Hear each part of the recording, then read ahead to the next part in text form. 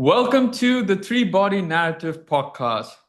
And we are your hosts, Pradyum, Maran, and Naeem. And while Naeem sees the good in every movie that we review, Aaron and I, we see the truth. Well, for today's episode, we're going to be reviewing and rating DC's Supergirl. So, what is the movie all about? Well, it follows a traumatized, wandering Kara Zor-El who, unlike her cousin Kal-El, Superman, spent her childhood watching her home planet get destroyed.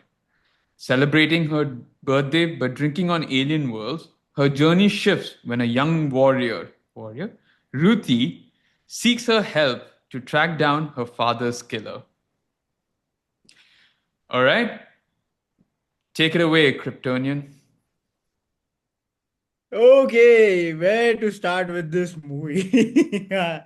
Okay, I will start with um the Supergirl itself, I think from a casting wise, I think she still is a very good Supergirl choice. I can't think of anyone else at this point in time who would do a better Supergirl.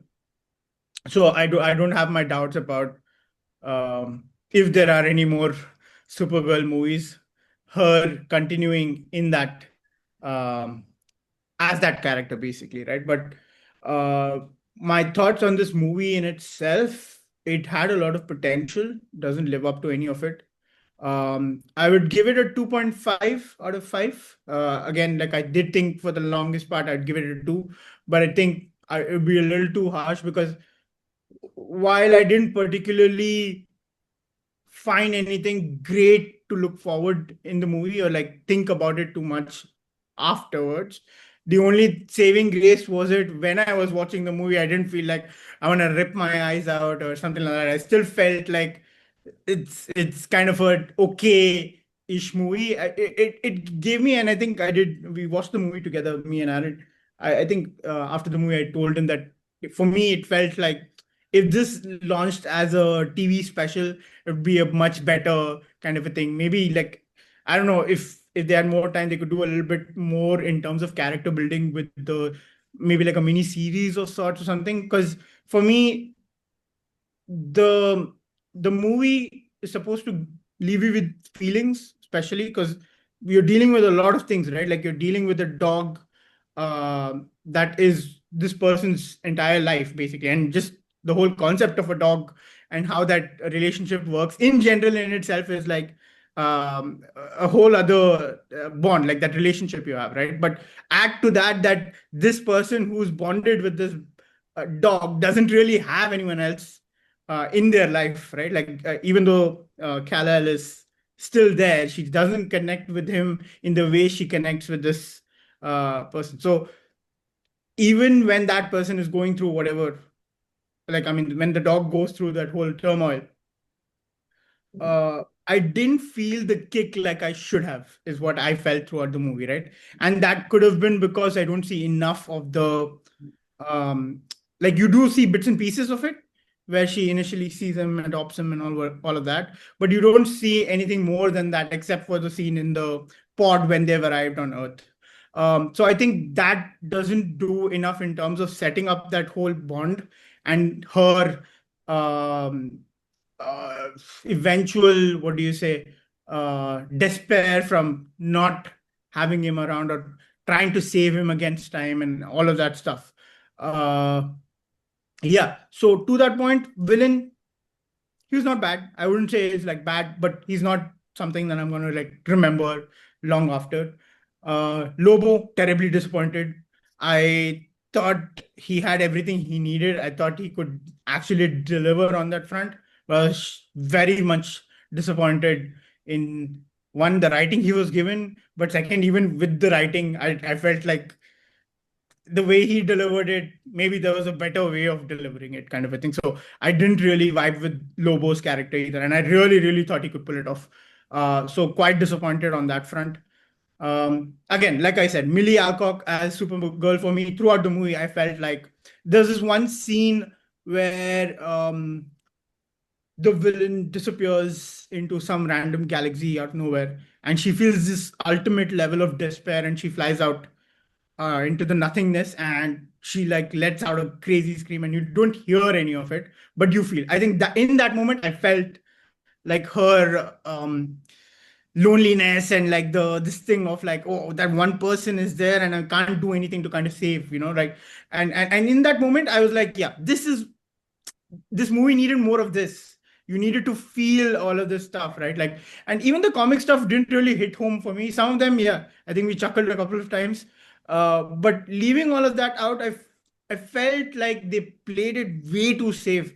And now the problem is they had a very, I felt like the story could have been so much, because dealing with your dog's disappearance, or potential death, or whatever you want to call it, could be in itself such a emotionally, what do you say, exhausting movie for someone to watch, in terms of you feel that so much.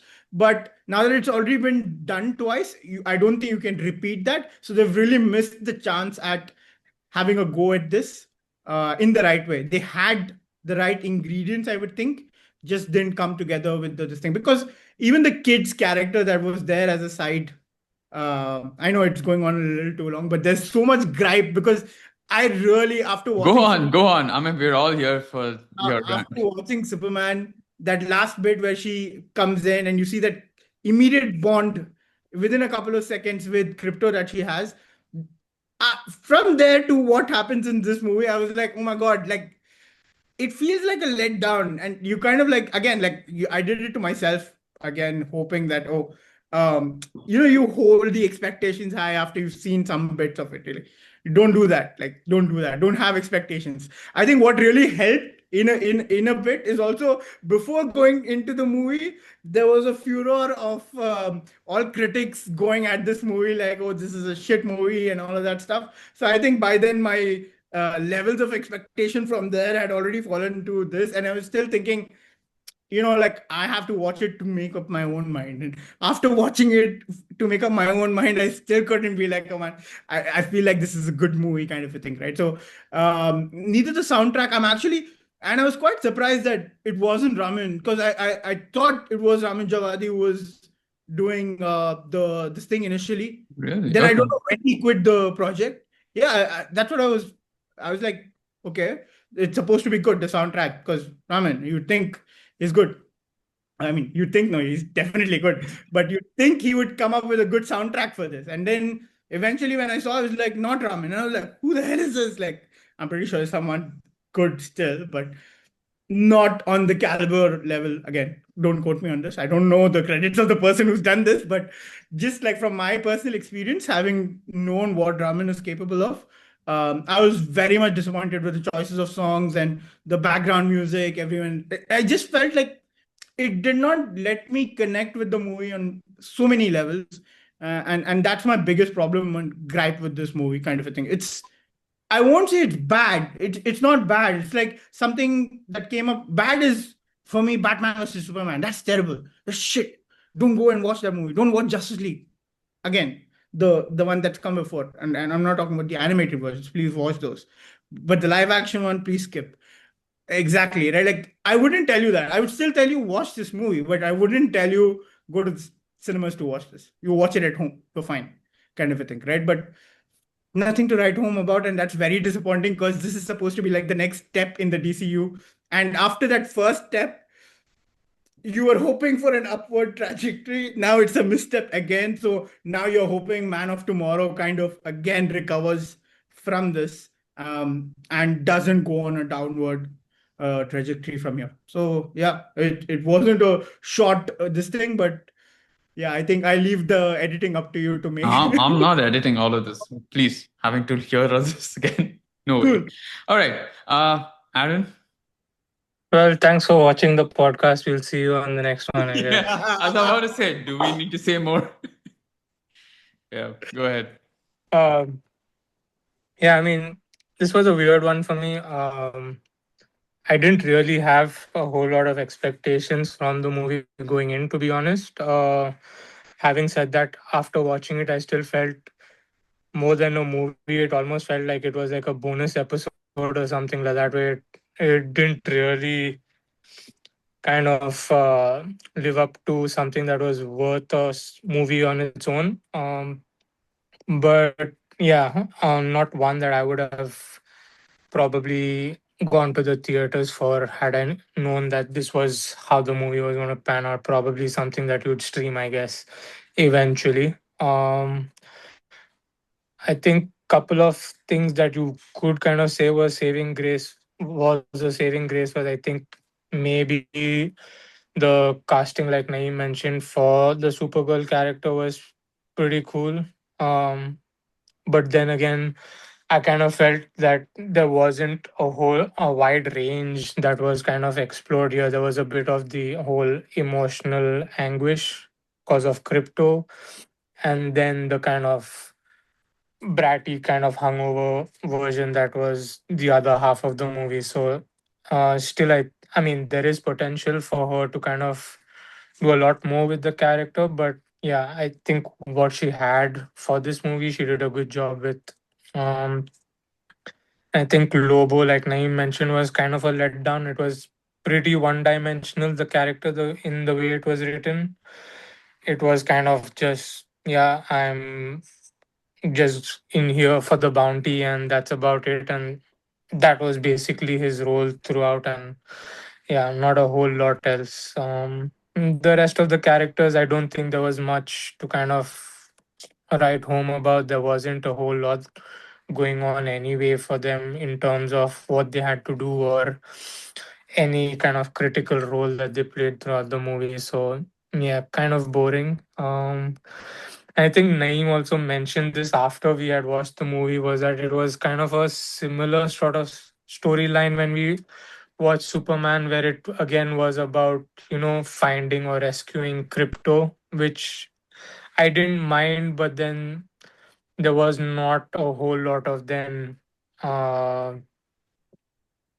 if you were trying to get us to be emotionally invested in the anguish that she felt because of crypto's ordeal or whatever, I don't think they kind of engaged us as much. And then they kind of tried to do like a mini origin stories while showing the part where like Kara is born 8 years after Krypton has kind of blown up or whatever, and they have this small island planet, or if you want to call it that.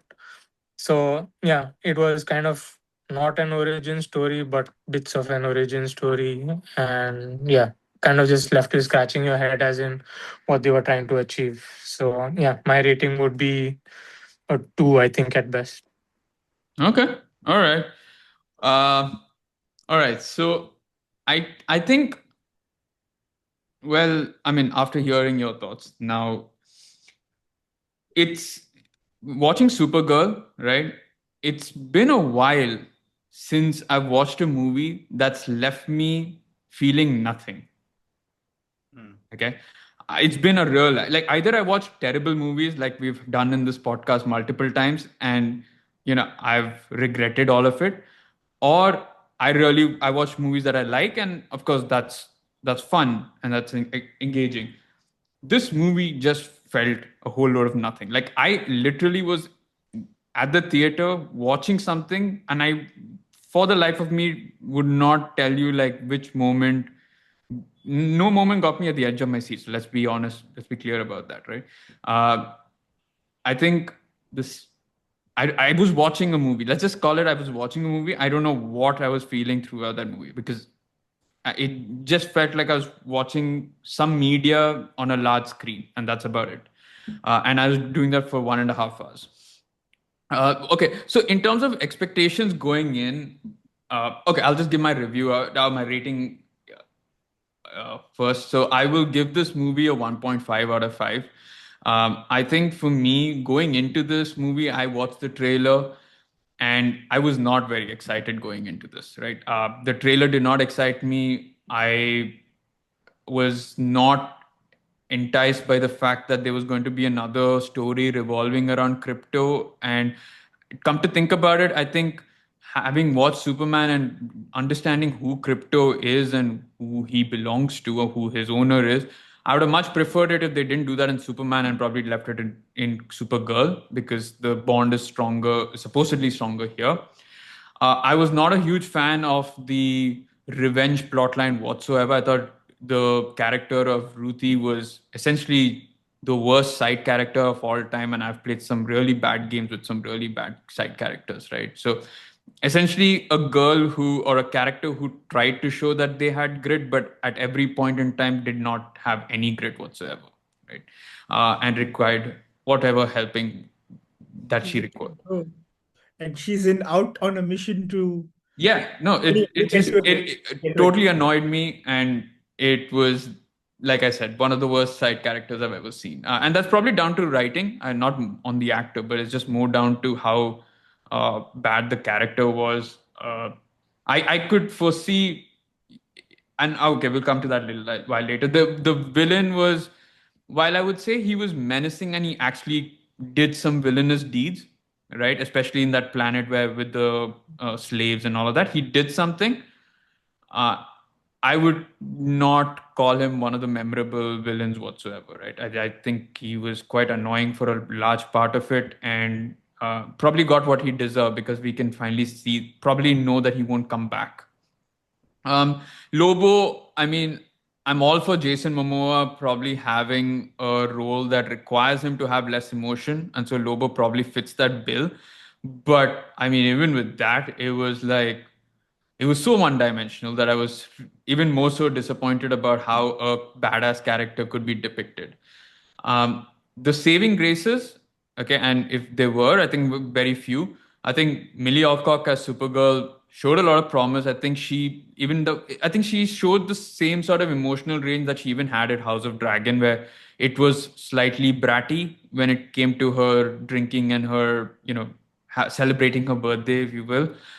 Two, also then having that sort of emotional range. And for me, I think the best scenes were her during that entire Krypton, you know, uh, backstory, if you want to call it, right? And also what happens. I think the scenes that she has with her father, especially later on, are quite powerful. And that's the probably the only point in time where I felt like, okay, there's some sort of emotion that I'm feeling here. Uh, the action sequences were so bad. Like I had fun in Superman, especially with Mr. T and all of that stuff. Here, the soundtrack didn't work. The effects were all weird, and yeah, just the fight sequences were very, very route one, basic. Uh, I I don't know where we go from here. I hope, like you mentioned, that it moves further. I didn't see any sort of room going. I don't know where this leads into because there's no post credit scene as long as much as I understood. Right, we just see her coming back to Metropolis. But I think if it does lead to Man of Tomorrow, then we'll have to see how it goes. But I think with having more of Millie will be a good thing for the franchise because I think she does a fine job.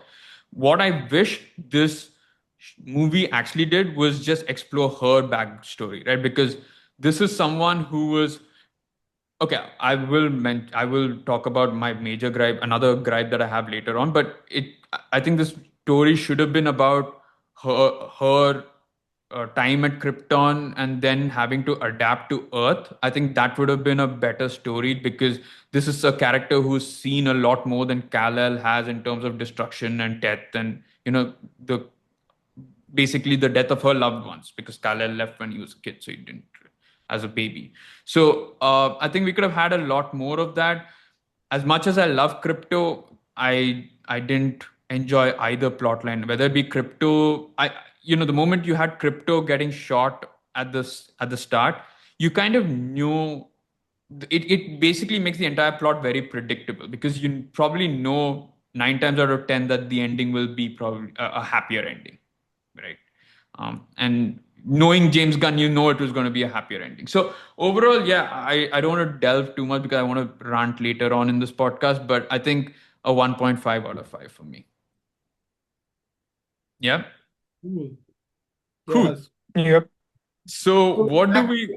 we're back in terms of scale, like how it usually is, right? Like I'm more still, even though my thoughts are quite negative, it's still on the higher side as compared to both of you. Yeah, In fact, that's why I I'm quite began this surprised that podcast by yours is saying, much lower than Aaron's as well now.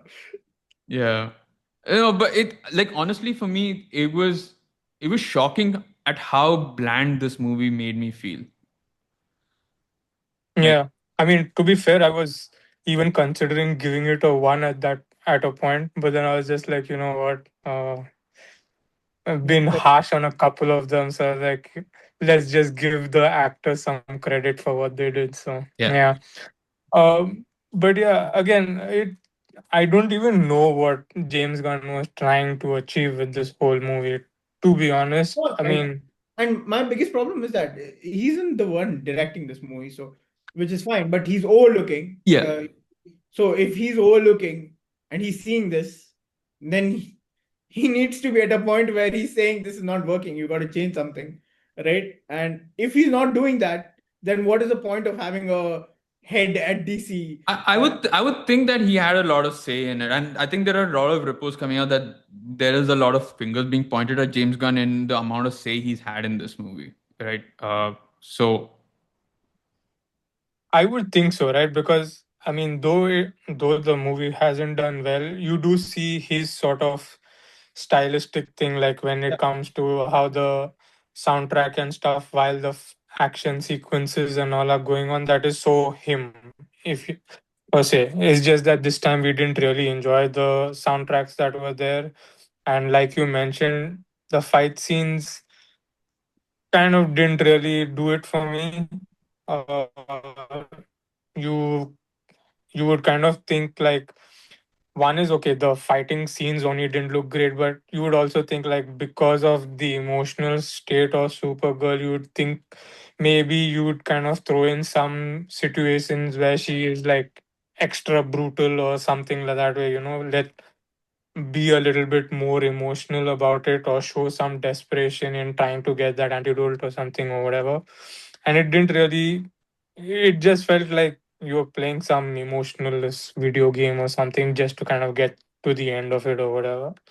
no. And we were stuck there because we had to see the ending. So, Yeah, and also, I mean, for Supergirl, and I did not particularly I mean, I'm going about this like the other character and going. Let's start with that, right? Like Ruthie's introduction to this and the family thing. The moment they showed the brother with his headphones, I was like, this idiot is going to do something stupid. Like he already had a look like I'm going to ruin my family today. yeah, even I thought something stupid, but I thought maybe it would be more on the serious thing where he would try and, maybe initiate an attack, not jump out like, ooh, and then get that shit thrown at him. I'm like, what the hell was that, that man? And Yeah. you can see, like, I you thought could the see, like, escalation Ruthie terrified there. So, I'm like, oh, I okay. thought the escalation would happen with the girl. I thought maybe the guy is probably gonna take the weapons and then say he wants to take the girl Hmm. uh, as well. And although that does actually become the storyline on a Yeah. whole uh, context, in that moment I was like, okay, probably not. I mean, I thought when they did that whole concept of the brother getting killed because he comes out of nowhere kind of a thing. That would have been a good this thing if this villain had a good backstory to it, in the sense that he wasn't necessarily a villain per se. He needed the weapons for a very specific reason, which is why he was like he's not good in any this thing, So but you thought it was he's like got an good accident? ethics, right? And the only reason he kills the kid is because he gets him out of nowhere, and then you get to do like a Yeah. quick backstory on understanding the villain, giving him a little more layers to deal with. Yeah. And I think they missed, I think that could have been a better way to deal with the villain in there, because then it would be, it's not a one dimensional, oh, he's just the villain, he's a bad guy. Yeah. Because what was he just hunted and just killed for sport. It's very one dimensional. One killed for a bounty, which was Lobo. One just killed for sport, I suppose. And as much as I did like the fact that he did, like, he was menacing enough to kill a few like innocent people and actually not just talk random and not do anything. Like he walked the talk in a way, but apart from that, there was no. It just didn't leave me feeling like either really bad for the character or really like irritated or like I didn't feel like, oh, she's got to get him. Like I hate this character so much. It didn't give me either way. Like if it was either way, I would have still appreciated it, right? Either you have a villain who like It almost felt like a poorly written Ghost of Yote. yeah yeah I guess yeah yeah yeah so that's what I guess she reminded me of Ruthie when she comes in with that sword and she like and she keeps delivering that line, right? Like I am Ruthie something of clan. Yeah. And I'm like, oh yeah, okay, but like come on, man. Just I don't know. It was a weird plot, and also like talking about plot lines, right? We've got obviously the crypto plot line where he does get shot with that poison dart and everything.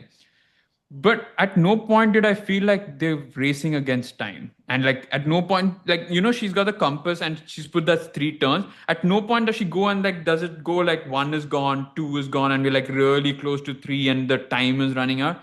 It just felt like, yeah, man, you just anyway go back. I know They'll you're make gonna. it in the end. It's fine. Yeah, Yeah. yeah. So, it, But I think one thing is very clear with this movie, right? And that's the most disappointing part for me with this movie. I thought it became clear that the whole movie was about kryptonite. It's about what's going to probably happen in Man of Tomorrow and how it's probably going to play a part in that. Like they needed to introduce kryptonite some way, let mm, us know what it does, see it firsthand, but it not happen to Superman himself for the first time. Now you kind of really know how it works. You know the concept of, like, for people who don't read comics and all, they know the concept of Red Sun and the other suns, how it affects the powers of the Kryptonians and etc. etc. And the mineral or whatever the kryptonite is, right? Basically, and what it basically does to them, how it poisons them, and all of that stuff. So to me, it became like this is a point, like Aaron mentioned, right? Like this could have easily just been, it's not a movie in itself, it's mm, just a bonus episode of that first movie kind of a thing. And it did feel that way the moment the actual reasonings behind the movie became blatantly obvious. Or at least that's what I think. Like for me, that's what the movie was. It's like, okay, definitely tell them what makes Kara who she is, but also make it a point that people completely understand what kryptonite is, what it's going to do to these Kryptonians, and how that's going to play potentially a part in the maybe a trilogy or whatever you want to call it. yeah.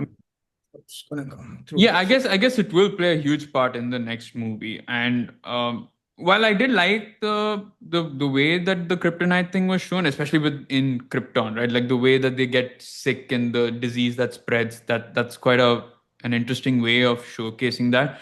But on the flip side, oh, I totally detest the way that they showed the kryptonite taking over the red blood cells. I'm like, bro, this is like some Yeah. magic school bus shit, man. Like some CW shit where like they show it attacking it, and then you go into the sun, and then it goes cha cha cha, and then like I'm back. I'm like, come on. I didn't mind that. I think the reason I didn't mind that is because I understand it's not just adults like us they're targeting. They have kids that they're showing this. Like a lot of kids are probably watching this movie, so they need to understand on their level, and probably this kind of really helps understand what's happening to them.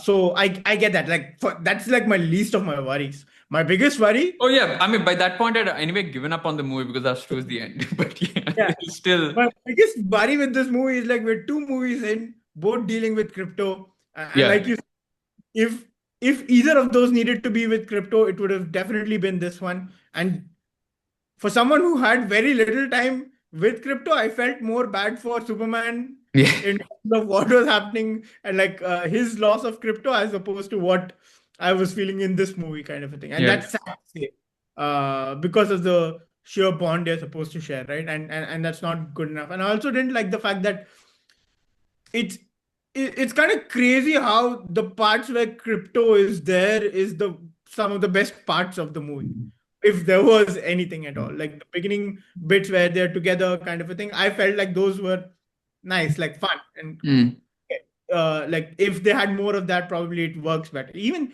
the throwback, like while it's done so well with the father, Yeah, who also I think is the much better this thing as opposed to Superman's father, who sent him to rule on Earth and things like that, which was a crazy twist.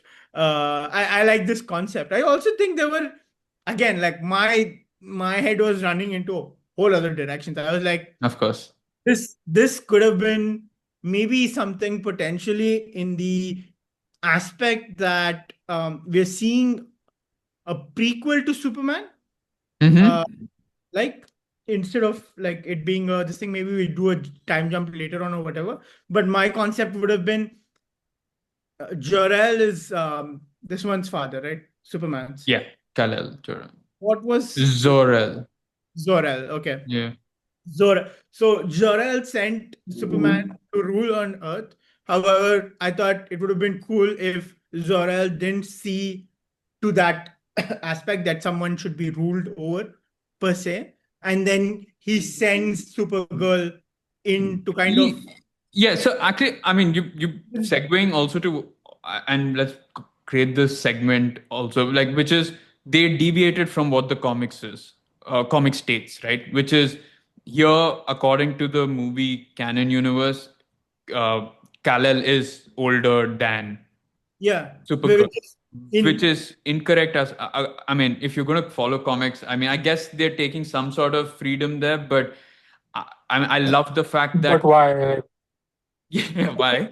I think it's purely from this thing of not confusing kids or something like that. I can't think in like why else would you even go through that thing, because the whole So concept of her yeah, being the elder and then getting knocked off path or whatever in the actual comic books that happens, yeah, that delays her process of aging as opposed to his process of aging, and how that relationship then matures like over and time. also it adds more to that complexity of Supergirl's character because see here it's she's not born when Krypton blows up, Yeah, right? it's There she is. Like she technically is like a teenager when Krypton blows up and all of that, yeah. and which is a fascinating take that I really looked forward to after seeing her cameo in Superman because she got drunk and everything, and we discussed it. I think even at that time that she's probably drunk because she's trying to forget all her memories of how bad Krypton was. And while that is correct to an extent, it's not the extent to which I guess it should have been, which is yeah what we thought it would be, which was that she is the older kid. So I didn't really like that, and I first thought that when Ruthie says that, oh, you're the older one, I thought like when what's her name, Kara says that, like, yes, I thought then she was just simply saying yes to get her away, but later when she reaffirms it that she was born later, I was like, why would you do that? I mean, it didn't make sense. I thought like it kind of took me away from like the entire movie. Not that it not like it was gripping anyway, but it just made me think twice, like why would you change that aspect, a very crucial aspect of the character. And I even Soumya, who I'd gone to watch the movie with, like she was saying like, how stupid do they think the audience is? Like, do they think that we would not have comprehended something as simple as you know like sending Kara-El, she gets deviated, and because of she's in that time pod that she doesn't age. Like, how stupid do you think the audience is? But because it basically is a dumbed down version. Like, let's not complicate things. Just let's make her younger. Yeah, she's anyway younger. yeah, Make her young, kind of thing. It's like, Yeah. So it was a bit irritating that they did that. And like I mentioned, I think this movie should have just been what happened in Krypton when Supergirl was there, because we get to live through her yeah, perspective and her issues there and her experience there. And then when I love the part when she comes on Earth and she meets Kal-El for the first time, and then she does not understand over. And I mean, I like I like Superman. I like Corin Sweat as Superman because he's so like naive and so like a nerd, right? Like even when he was talking, he just keeps talking like I guess Clark Kent would. Yeah, yeah. And I really like that exchange. But I wish like I had more of that because the actual present day storyline was just a bunch of random things happening. Even that Yeah. even that fight with those raiders, the blue raiders, right, who were stealing a lot of techno gadget stuff. I Like still think it was fun. Pointless. I mean, for me, I like that bit because the whole sun aspect, I was kind of okay with. sure, So that I won't like. I think that was still one of the better action scenes for me in this movie. So I was fine with that per se. Um, and I lost my train of thought because I was going to say something very important to what you had said. about Kal-El, about Kara-El.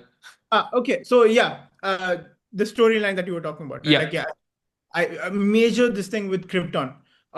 Missed like I would have just loved if they spent a lot more time. See, I like the kind of twist they've gone with that.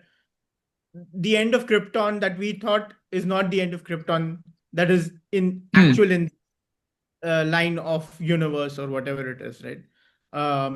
And it's a different spin on it. But what I would have liked is if they kind of showed it as like a end of the world sequence in Krypton, where from being a civilized this thing of when things start falling apart as a world, using that as an echo of how humans are basically, right?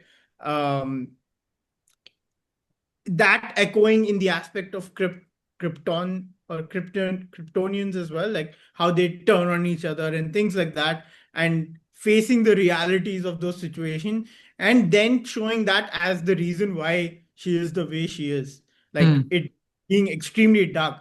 My only problem was the darkness comes from the fact that the planet blew up. She was born, and then she saw her mom Yeah.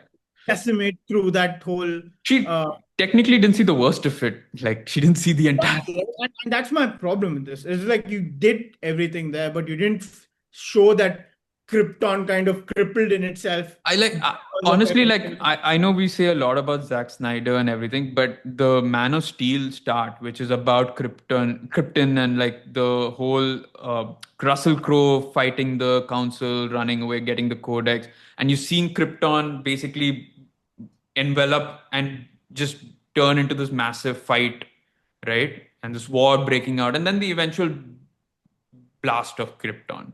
Right. I like that aspect because you do really see the I sort don't of remember collapse of the. when it comes to Zack Snyder's universe. I just like No, but yeah, it's a Man of Steel, which is actually one of the better ones. one of Yeah. the So only the only the, one. Yeah. the only So which, so that like I wish we had spent more time on Krypton because we can only do that with Supergirl, given that she's actually spent time on Krypton. as a teenager. Yeah, right, and like her, like at least 10 years, 12 years of her life was spent on Krypton. So I wish we got to see a lot more of that. And with that, they would have had an opportunity to set her this thing with crypto as well, right? Like show that bonding. Yeah, Maybe have this movie as a follow-up to the second one. But one, we are invested in the character and their relationship with the dog then. And obviously, I would say you got to do better with the villain. You give him yeah, more trucks to deal with. Don't make him just one dimension. This is the bad guy. This is the guy you need to get. You got to kill him or do whatever, but you got to get to. No, make it. It's always so good when the villain is complicated in its own self, whether that is in the likes of Joker with the chaos, whatever it is, or you've got in Marvel, you've got Thanos, right? yep, Like in whatever shape or form he did what he thought was justice and what was required for the universe as well. And those are layers you need to add to a villain to make them interesting. Don't make them one dimensional, man. Come on, like learn from what mhm, happened in the past. It doesn't need to be. And if it is one dimensional, then you have to like really turn up the chaos in terms of we only see a mild bits and pieces of it in that on that planet which you mentioned.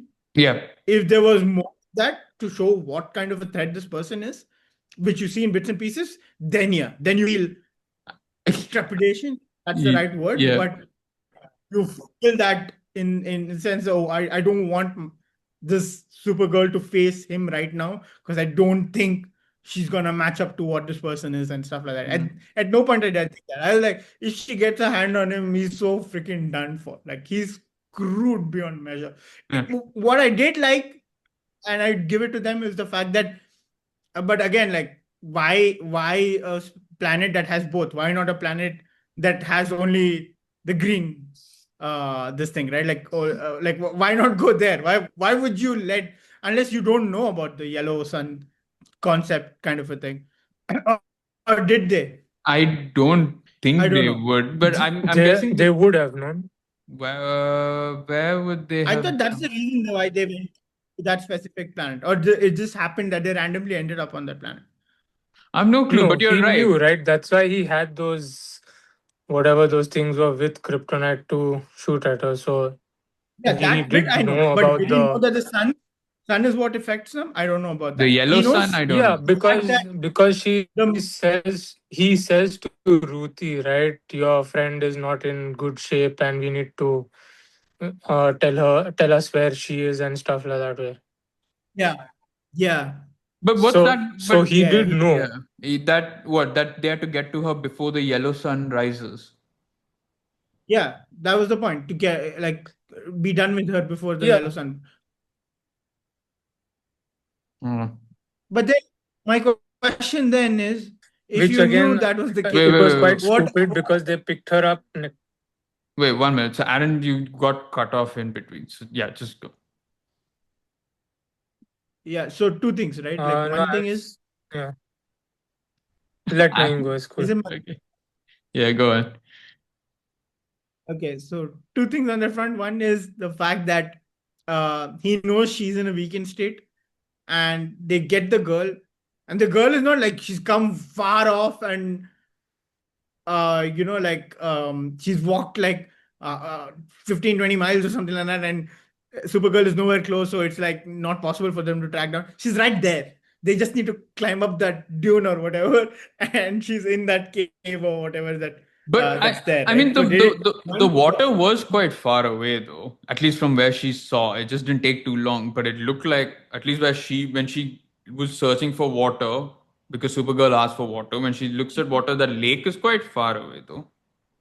Oh, is it? I didn't see that bit. I thought, for me it felt like it was the backside of the place Yeah, where she that's was, and she because was just. editing made it seem like she just got down a couple of steps and there it was, the lake. There it was. Fair enough. They Yeah. didn't have time to spend on it. Fair Yeah, I enough. guess it's Okay. like Lord of Okay. the Then Rings where that it's like so far kind of, away, but yeah, you get there. yeah, gone away. But even in the sense that you think there's a desperation, in the sense that they do realize how strong she is, or he realizes how strong she is. So one, either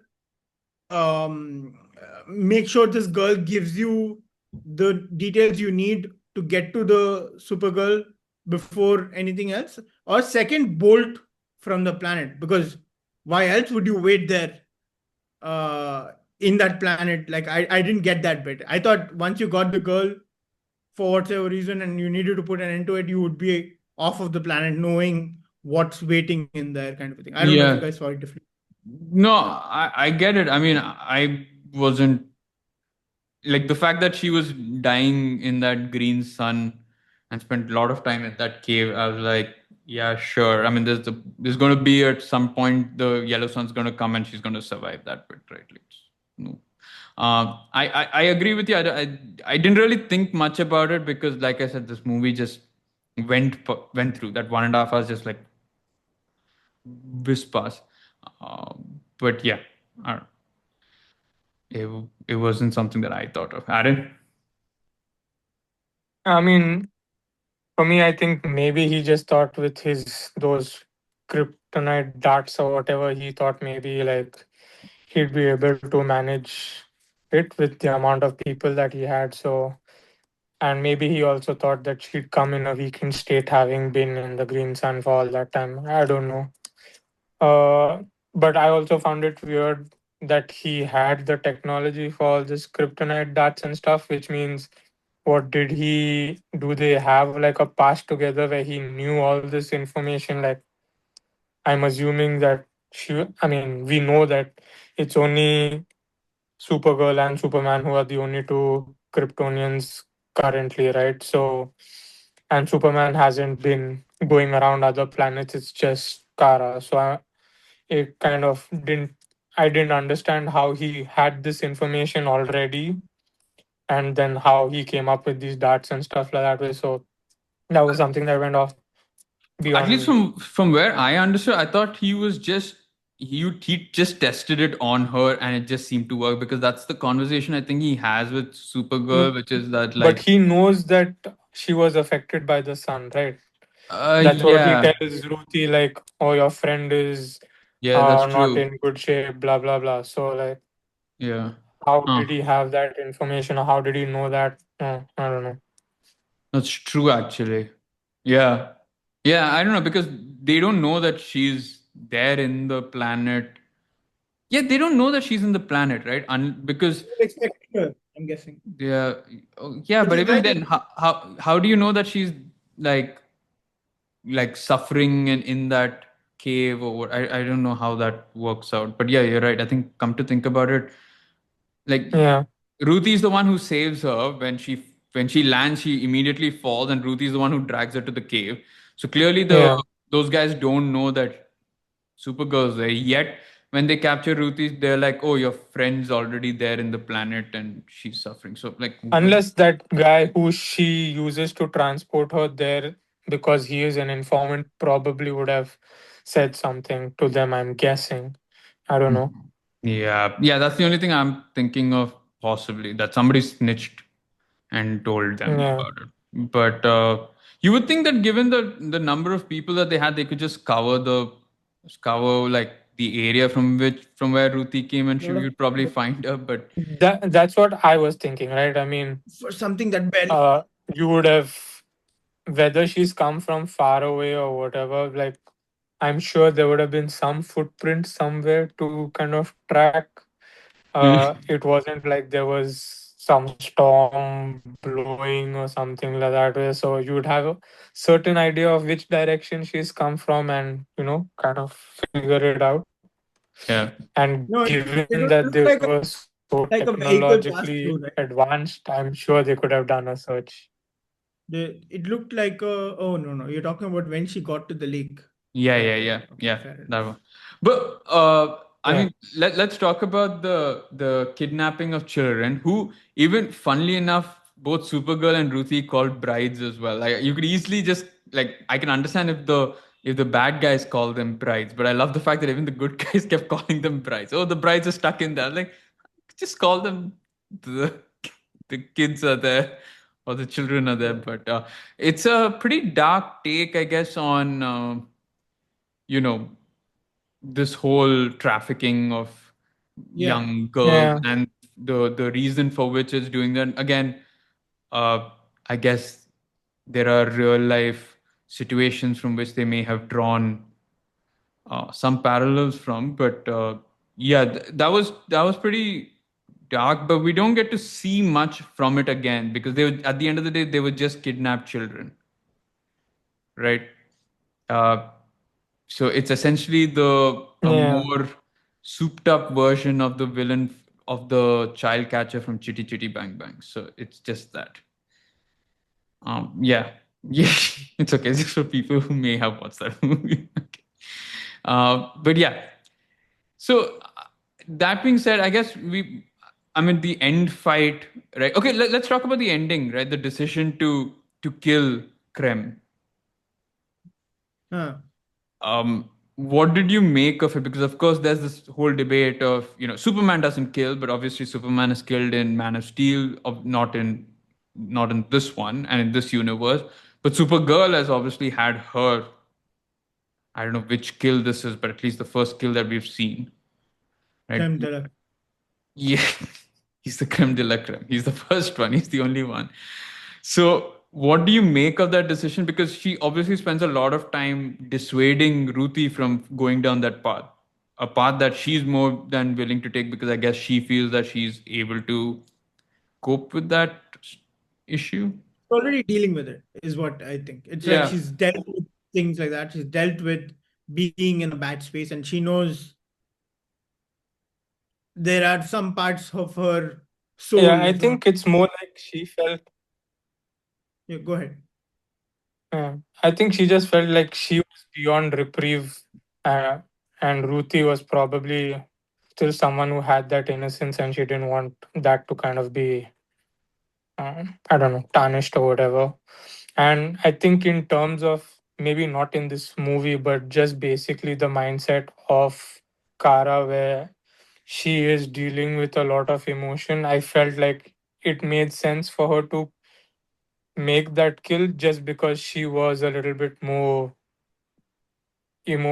like has her heart wears her heart on the sleeve and stuff like that way. And so this sort of emotional decision where she may regret it later kind of fits the character, I guess. Mm. Huh? Huh? Okay. Yeah. Um, I wasn't a huge fan of this. I mean, we've spoken about the soundtrack, but that choice at the end with the fight sequence, right? Like, I'm just wondering what made them decide, like, oh, I think this would be a great soundtrack. Though I should say that I am glad that with every fight sequence, like not every move is in slow motion, unlike a certain, you know, Hmm. earlier Hmm. franchise or a certain earlier, yeah, trilogy.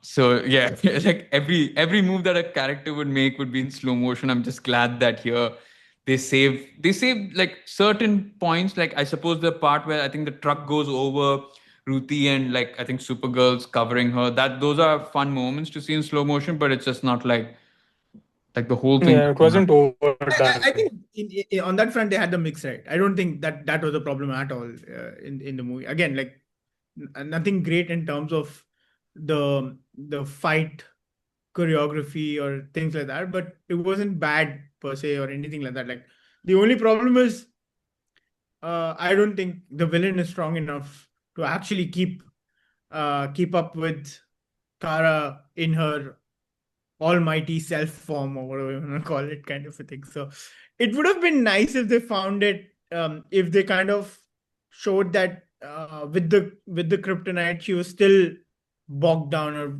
Yeah, wore down to an aspect where she's still not recovered completely, but just enough to keep fighting with him on but toe it's to the toe. will, the heart, and the Superman logo that.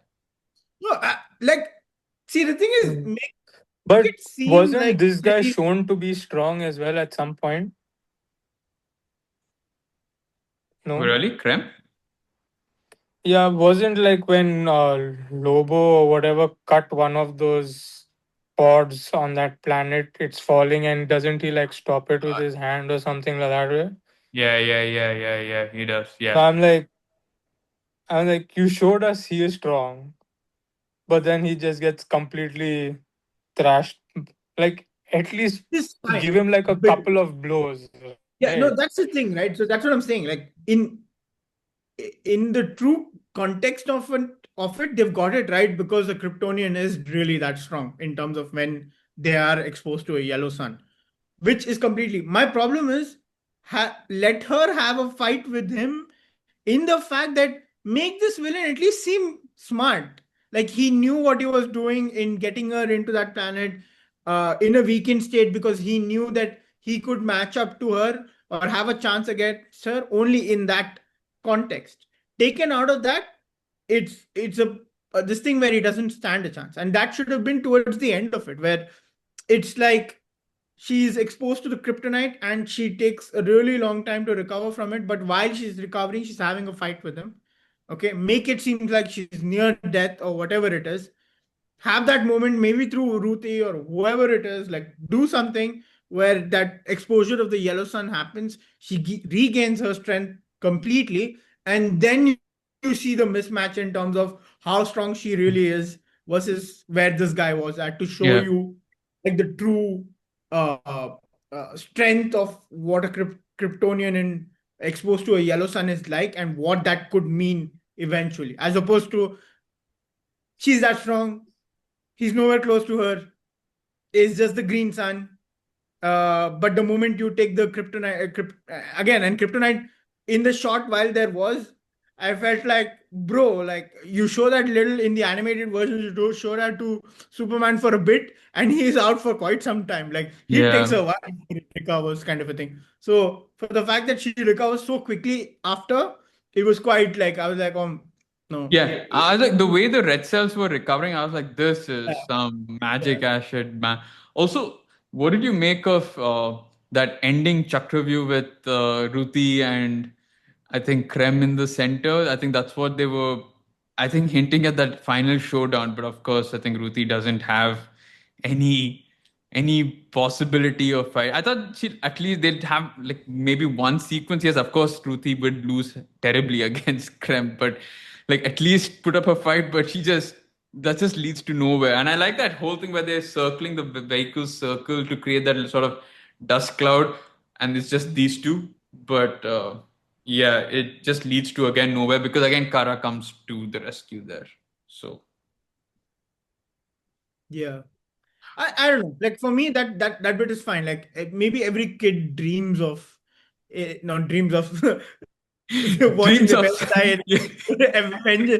avenging them. Not that, but dreams of like putting up a fight against someone bad per se, right? Like that. But here it's more like, even though she wants that revenge, I think she understands where she is actually a child, so she cannot keep up with a adult who can hold a freaking half cut tank or whatever it is that fell off the sky and stuff like that. So there's no way she can keep up with that.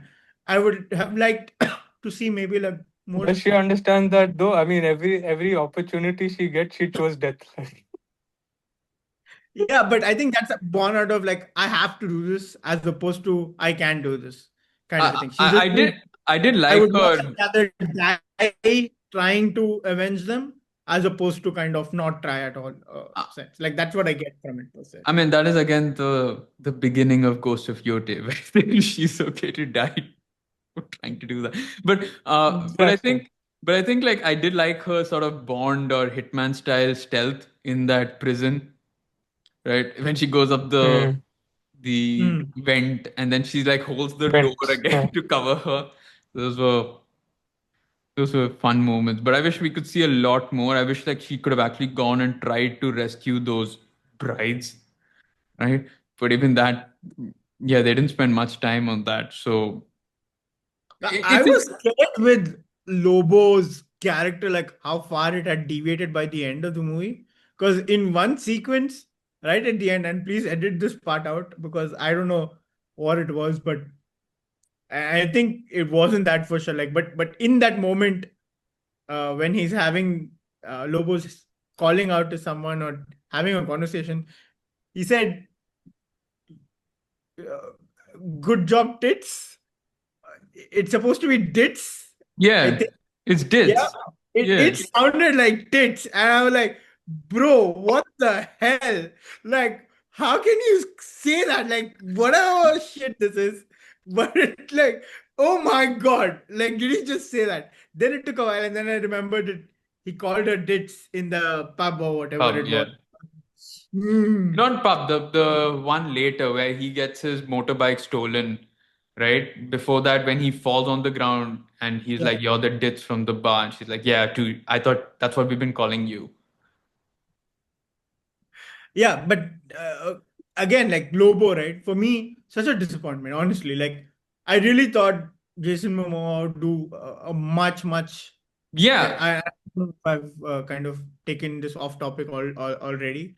If you're not done talking No, no, no, about, that's fine because I'm done with that. But you're right. Like I think it was good that he was recast away from Aquaman to be yeah, Lobo. I as mean, you've Lobo, already heard my thoughts on Jason Momoa and acting. yeah, yeah, but like having seen him in the role, while he does look the part in terms of how he looks, Yes.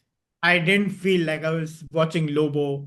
Like again, like animated versions are different. I get But he didn't that. seem menacing enough or Exactly. witty enough or sarcastic enough. Like his dialogues are very just blah. Yeah. Or maybe even the way he delivered them, right? It didn't feel It like wasn't you a were, comic relief whatsoever if no. that was the point of this whole thing, right? Yeah, but Lobo is like what would you call a sassy maniac, right? Assassin killing immortal maniac. But he didn't just like initially fine. You get to see that he's a little like imposing and a little bit threatening, and people are a little scared. But there's not enough maniacal moments, and I suppose maybe when you're dealing, like you said, with kids, you can't really show the shit that like Globo Yeah. could get away with. And we'll probably have to see whether they come up with a separate movie for him at some point where he actually starts doing some crazy psycho shit. Um, Mm. but talking about like um, the villain and everything, right? Now, obviously, when you launch the first movie for a very specific, major character in a franchise, you'd want that villain to be someone well known, someone everyone can identify with. Like Superman, you had Lex Luthor as the first villain, right? In the Man of Steel one, you had General Zod as the first one, right? Batman had Joker. I think yes, I think maybe with Batman Begins, he took a little more different take with Ra's al Ghul, and that was a little racial Ghul, right? So all of that like was different. But I'm just wondering whether Supergirl would have benefited more from a villain that we all maybe recognized. Maybe Lobo himself could have been like that anti-hero kind of major villain that they were chasing or something like that. I don't know. Just maybe like could if it was Yeah, someone. but Yeah.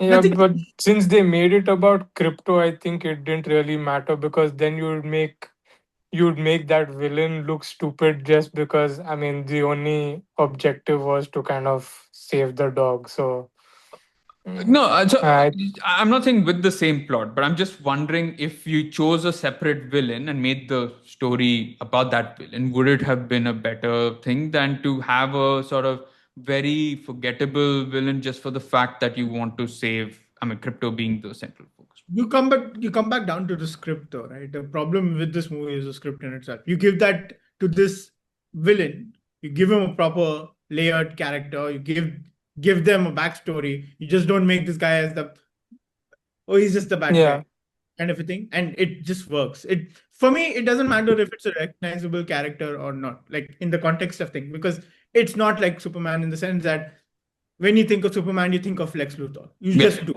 Yeah. right? Because of comics, the animated versions, etc. It's the same thing with Batman. Obviously, think of Batman, you think of Joker. It's by default, but that doesn't necessarily mean that always has to be the case. They did that with Batman Begins. They showed that it works. If you Yeah. have a layered character, you show that that person is a threat on a whole other level.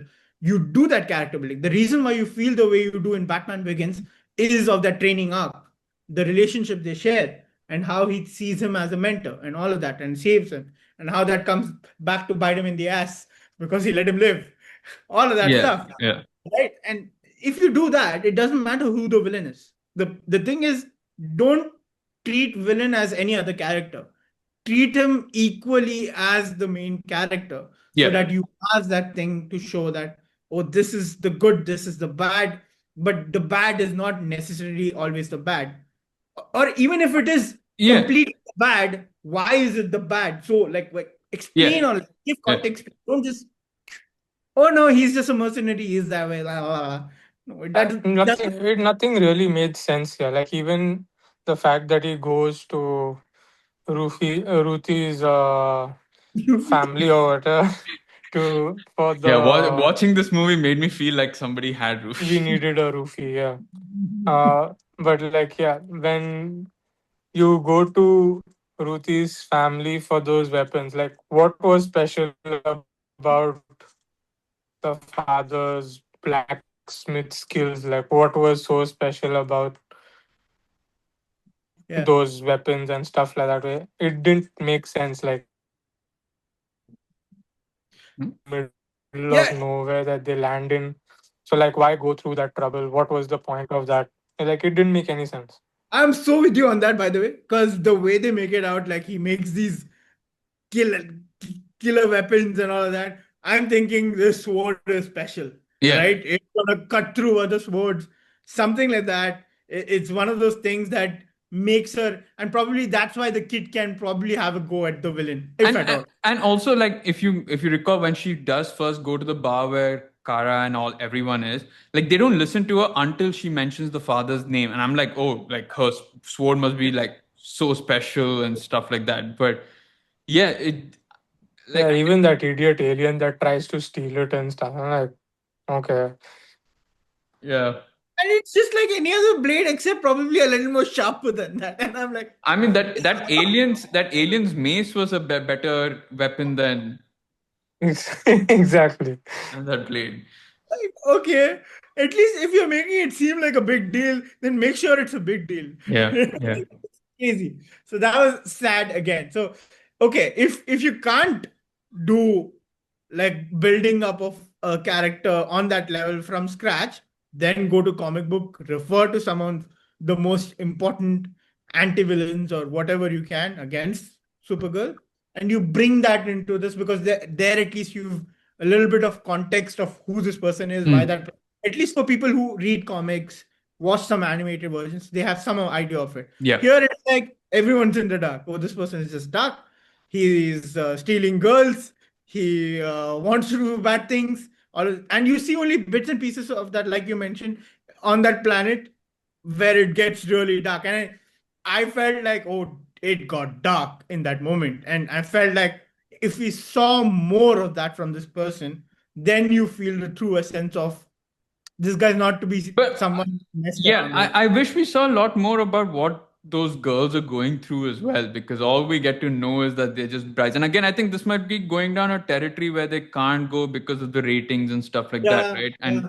and I think that they can only mention and kind of hint at what atrocities are going through. But like, I just feel like it's then just leaving things half baked. You're not really going the full hog and showing us because Again, yeah. because this movie is meant to be dark. Like, I don't think, yes, you can maybe take some sort of dark humor if you want to go that route of making it a comic sort of James Gunn way, have a comic.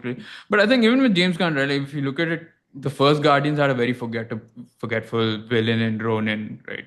Even though I do remember the name, but it's a very forgetful villain. But at least it had other stuff going for it. I think here, yeah, just getting back to, like, we need villains who are as exciting as maybe the superheroes are, or even if the superheroes aren't exciting, you need to make the villain that much more exciting. So and this one definitely fails. But yeah, I'm scared. Like, obviously, I know James Gunn's a huge uh like fan of dogs and like pets, because he's got a dog as well and all of that. But I just hope that it doesn't mean that, you revolve movies around dogs, right? Because I think this is the maximum that you can take it to. I think another movie revolving crypto would just mean, I'd hate it if that becomes the crux of why Superman and Supergirl are fighting together, because crypto's been taken hostage again, and they gotta like fight the kryptonites and all of that yeah, stuff just to get crypto back. I think, like I said, this was their second shot at it, and probably their last shot at it, which meant that they had to get it right. And the fact that they haven't, when this was the best plot, better than the one Superman's plot was, because of the bond they're supposed to have. It just feels completely missed yeah, opportunity.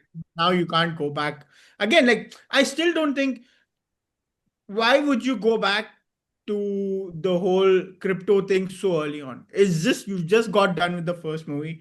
Immediately after, you've gone for the same thing again. No, it doesn't work that way. Take a couple movies, show us the bond between the dog and the girl, all of that stuff. Make us feel, because this is a movie that, like, It we can. almost feels like he's not a pet fan. Yeah, exactly.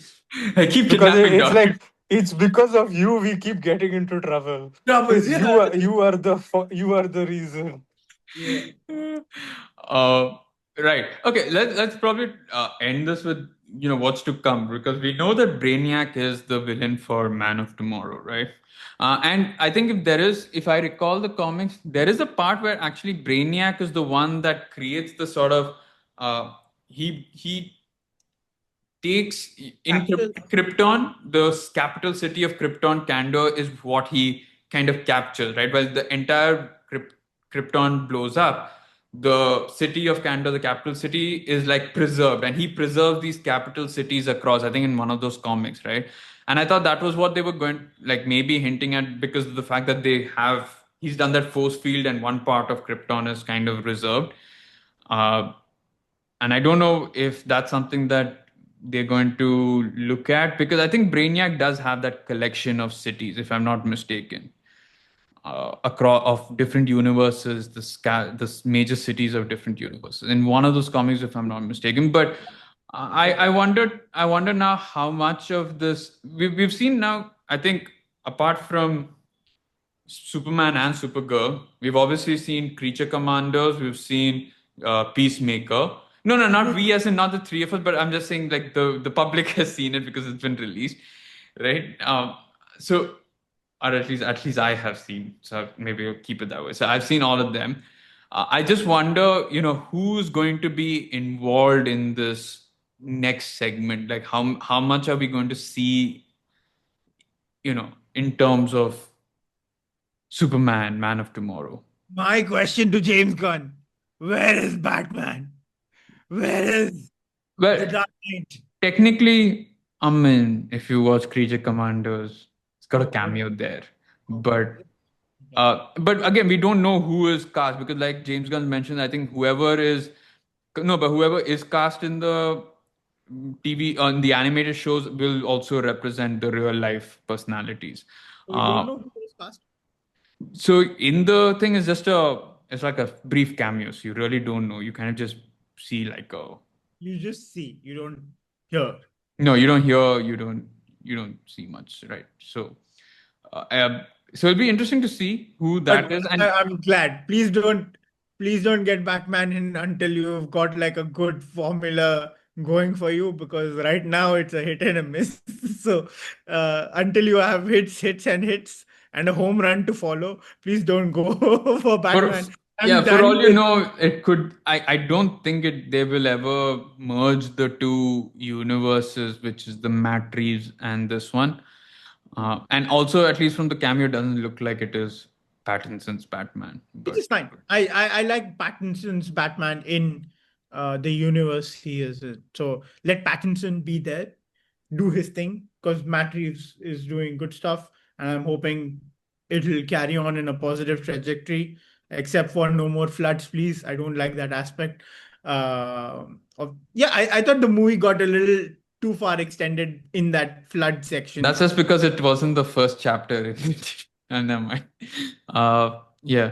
Yeah. Um, but yeah, I mean, again, like So going forward, what do you expect from this now? Like you've obviously had a brief look at both. there is a course correction that needs to be done in terms of what they've done with Supergirl. But I think the way they deal with Superman is not the same they deal with Supergirl, which shouldn't be the case. I would think like you would have, again, like I don't know the kind of budget that's gone behind this and all of that stuff.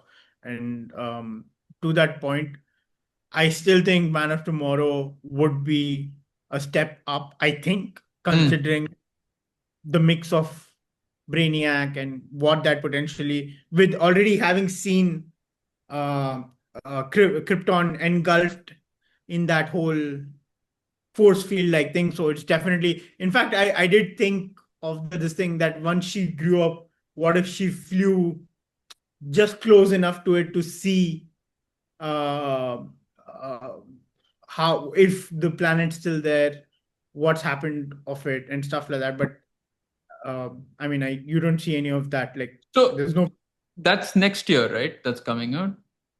Man of Man of Tomorroow's. Tomorrow. Yeah. Yeah. So till then, we gotta see. I guess we'll have lanterns by then as well. Which is also, after having seen the trailer, I'm not quite sure how I feel about it. I'm a But little at worried. least it's a TV show, right? So That's I would hope that they would have time to expand, and like at least we get a little more invested in those characters. But yeah, I'm just more keen to see who all will be involved. I don't expect Man of Tomorrow to be the sort of Avengers type thing where all of the heroes get But together. tell me this, Peacemaker has a part in this, or all Yeah. of this.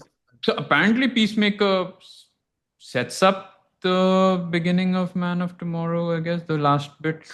But I guess that's more to do with the Argus bit rather than, I guess, Peacemaker himself. But yeah, it's I'm intrigued to know where it goes. But I guess I don't think. Do you guys think it will be like this Avengers thing where all the other superheroes come in, or you think? I mean, Brainiac is typically a Superman villain, right? Rather than a. I don't think Brainiac is the right. If you're doing that, then I don't think Brainiac is the one that you do that with. Bring them all Oh, together. you mean bring them all? Yeah, yeah, yeah. Yeah, I don't think he warrants a full-fledged like team to kind of go after him or whatever. So yeah. I still think they shouldn't do individual movies before they, except for Batman, definitely do individual movie for Batman before you bring him in. But leaving all of that out, and it's not just about bias, but I think the character in this universe needs to be discovered before you kind of see him in person to understand him better, perhaps. But again, like my personal take is get these guys in first in a situation where it's it's such a huge level threat that they need to who? combine. I mean, I know we're digressing, and probably this is the last thing, but who would you have as that? Who are the villains that you would think warrant the So question? I don't know, okay, like they're anyway taking off from comics and stuff, and my favorite, the whole way Justice League comes together is the invasion part in the animated series, the first 2 or 3 episodes of that this thing. Yeah. And I love how they all come together, and there's no backstory to all of these characters. In fact, for myself, like Martian Manhunter and a couple of other characters, in leaving out Flash because I knew him enough from before, but Green Lantern, for instance, I didn't know too much about him. So seeing them coming together in that whole this thing really worked wonders for me, and I still deem that as one of the best animated experience I've had. So if they can do some sort of inspired take on that, I would be like really taken aback. I think that would be a very perfect in to all of it, because there is a mix of aliens being humans in there kind of a thing as well. And also, I think the chapter that they're doing is of gods and monsters. So you are going to have, Monsters. monsters and gods being a huge Yeah, part of this entire thing. Which I think is, exactly. yeah, in Supergirl, I guess the gods are, no monsters. I mean, unless you call Lobo a monster in a way, and the guy is a monster for the way that they were treating children. But yeah, I suppose. Yeah. Oh, also, yeah, we get to see Clayface before 2027 I this think year, so. right? I think. Correct. Sometime this year. Yeah. Yeah. Sorry, Aaron, you were saying something. No, I don't. Okay. All right. Yeah. So I would guess that I would think for me at least there are two villains that I would think would warrant this thing. I mean I get the invasion thing. I love that arc that they had there. I also loved there was an animated movie called Justice League War, which was superb in the way that they just kind of introduced, and that was the one just after Flashpoint Paradox, right? Where they just had all of them come and sort of mingle for the first time, and I love that aspect. So I guess something like on those lines would work, or if you're brave enough, but I think it's a villain that might be a bit too early, was Vandal Savage, because I think those are the only two that would I think probably. Vandal Savage would be a little too early for this Yeah. one. Like I said, it's too big. Vandal Savage in himself is a very big threat. And again, it's like you need to. Vandal Savage is like, I wouldn't say Thanos level, but like a step below that kind of a thing. But that means it warrants setting up a couple movies at the very least before you bring him in, kind of thing. So And sort of hints of what he's doing because this guy's hints, been there yeah, what is the forever. thing about? Yeah, that would be nice. So and I hope that eventually does, like, the project lives on far enough in its life cycle to to see. get there. Yeah. I'm worried now. Like, honestly, like, it's just the second movie in, but the fact that within the second movie we've already gone, like, Yeah, um, it's kind of concerning. The but only saving grace being that, oh, we didn't feel nothing is not good enough for this movie. We should be, if not moving upwards, would have been like, oh, I felt the same as Superman. It yeah, was, yeah. it's not whoa great kind of a thing, but it's a decent start to start Also, off. but also the saving grace is that fortunately there are enough TV shows that have been done which have kept it in good like Peacemaker is decent. Creature Commandos I really like. So there have been really good moments in the past and leading up to this. So I think out of the sort of four new media, um, whatever you want to call it, products that they've And plus, released he's content. still, even though it's not in the same universe, it's still part of what they've done since they've come on, which is Penguin, I believe, also as one of the shows. Yeah, but that's okay, right? If you want to call that as, yeah, I guess Batman, Penguin, yeah, yeah. So all of Did. that, yeah, yeah, yeah, sure, So it's still positive on that front, yeah, meaning that they do know, or at least there is potential there. And hopefully, this is just a one off yeah, where it's kind of. My only gripe is, I think with Millie Alcock, they had the right person. They could have done a lot of stuff. And unfortunately, now that the whole Krypton thing has been done with, you can't go revisit it in the way it should have been, yeah, uh, kind yeah, of a thing. yeah. Unless you bring in the alternate dimensions, timelines, and all of that. No, but I think, yeah, I think in terms of Krypton, this was the best time to really spend time on that planet. We've Is not it? done that. I think if you're talking about something unique, we've done Batman's story again and again. We've done Superman's story again and again. But we've not done Krypton as like spend time, unless you call maybe in the I TV. mean, maybe if they kind of do like a whole bonding thing with Clark and Kara, maybe she might tell him what Krypton was like or something. I don't know. But for me, it's like I wish it was done now so that we had better understanding as to what the bonding could be later on. But that's the thing with potential. Unfortunately, though it's there, it's not necessary that it will be fulfilled. So, yeah, it is what it is. Because I would have loved to see like Kara L be there when Kal-El was born, right? Like just kind of her being there with like baby Kal-El and trying to seeing Yeah. that bond. Babysitting him when the And that parents was are the dynamic not that we miss, right? Because it'll be like, I'm older than you, but I'm not. And that whole conflict of like, you don't tell me what to do. I was the one there. that raised you Exactly. and shit like that I way. swear. Yeah. But yeah, it Oh, is a it's missed time opportunity. time to go Why, back. James Gunn? Why? It's time to Why go did back you do to this the to us? scripts and writing board to for us to And write please, another new one. please, if you somehow Yeah. watch this podcast of ours, please do something about the soundtrack. Get it right the next time. Because, oh Yeah, my God, but I don't honestly, know what happened there. but honestly, that's a surprising thing because there were elements of a really good soundtrack when, especially when she goes into space and when the sun comes in, like there were beats there where I was like, okay, this is building up to something, and then it just wouldn't, right? And I'm talking soundtrack. I'm not talking about song choices, right? And that's also weird because you would think James Gunn has a good. I mean, his previous movies have had good song choices, so it's weird that he doesn't have it in this. Um, but yeah, soundtrack wise, I really like the Superman sort of the retro one mixed with the new one as well. But in Yeah. this, there were beats, but never really explored as much, man. I I don't know if this maybe it was what was his downfall was like generally I think normally in fight scenes and all it's more like an upbeat sort of thing and like even in Superman you had what was that?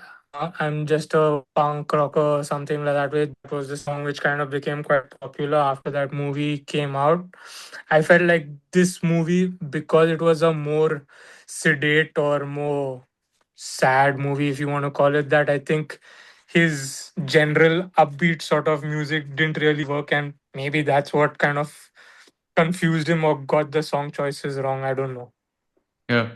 Because I remember when we did Superman, you did mention, Aaron, that you had like, I know Punk Rocker came onto your playlist and everything. Like for me also, the song that they use from Mr. T's, the fight sequence, the 5 year time thing, I added Yeah. that. So, but here it just did not. I don't even know what happened. Yep. I was worried at one point that he'd take the same route as the one with Star-Lord, because you have her punking out to the music, this thing, and I'm like, oh my God, please don't do this thing of her having music on when she's taking That's down and stuff. Yeah, that would have been like, I'm glad they didn't do that, but I am so like sad that there's another movie, DC movie gone by, and it's like this not did not live up kind of a thing, the background soundtrack, and that's kind of disappointing. I did see there were like three, I think. After Ramin there was someone else, and then after that person, this oh, person. oh wow, okay. um So yeah, you do suffer because of that. Because I mean, Jawadi would have been a crazy choice to have done because yep, yep. uh, But maybe he saw the story and he's like, I can't connect with this thing, so I really can't come he's up with. yeah, because like the direction that Gunn would have given I him. can't put my name on this. Yeah. Yeah. But I mean, the direction Gunn would have been is like, give us some emotion in this, and he would have been like, what emotion? There's nothing there. Like, I But can't. really, what do you I'll, want me? I'll put like one key on a piano and like, yeah, just play that. Just play that. All right. So I guess with that, we are done with our rating and review of DC's Supergirl. I guess you can catch us reviewing the next DC project soon. I think in August we'll be doing Lanterns. August, September. Yeah. And we will, yeah, I guess you'll have to wait to see what we make of that. But until then, don't forget to hit the like button, share with friends and family, participate in all of our daily games that we put out on Instagram and on YouTube. You can follow us on both social media platforms to see what we get up to, and then we will catch you all on our next episode. Until then, peace.